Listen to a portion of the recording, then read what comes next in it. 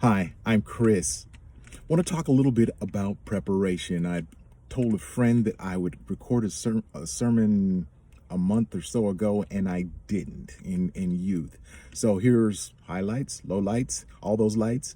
Um, from First Kings 19:19, it says that Elijah, the prophet Elijah, has left Mount Horeb and he's going to Elisha, the son of Shaphat. He finds him there plowing a field with the last of 12 pairs of oxen. That's a lot of cattle right there, right? There's wealth involved here, right? But he walks up to him immediately and he throws his coat on him, and that symbolizes, hey, I'm your covering now. Come on, we got work to do.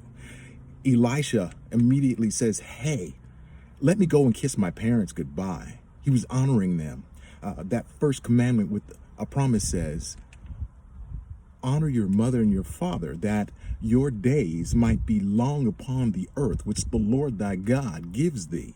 It's not a matter of honoring them because they're honorable, or honoring them because they make decisions that you like or think the way that you think. You honor them because that honors God. Speaking of honoring people, we need to think about it when others that we would like to mentor us, invest time in us. But a quick note before that, there was a school of the prophets. Elijah is a powerful prophet. He could have gone to the school of the prophets and chosen anyone out of there. God could have sent him there, but instead he sent him to somebody that was working on a field, a person of wealth whose future was almost guaranteed. It was a cakewalk. He could have had the servants do all the work and he could have simply observed, but he was working. God does not work through lazy people. It's not going to happen. But speaking of honoring, we honor God when we honor the people he sends in our life. Meaning this, if somebody says, I am going to mentor you, or I'm going to take time and show you what I know about a few things, or you can shadow me, we can't take that lightly. Because there are wonderful things in books. I love books. I actually feel I learn better from books than I do from people.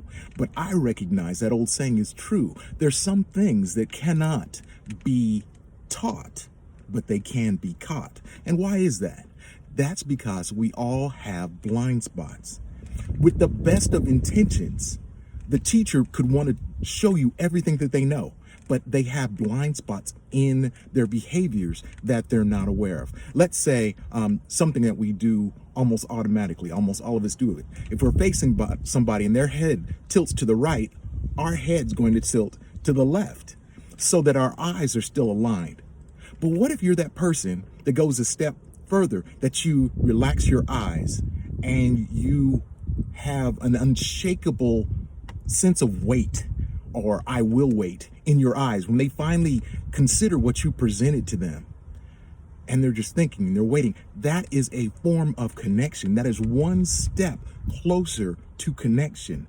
And that mastering that step could be one step or the final step towards your preparation. Now that is for your consideration. Here's your freebie.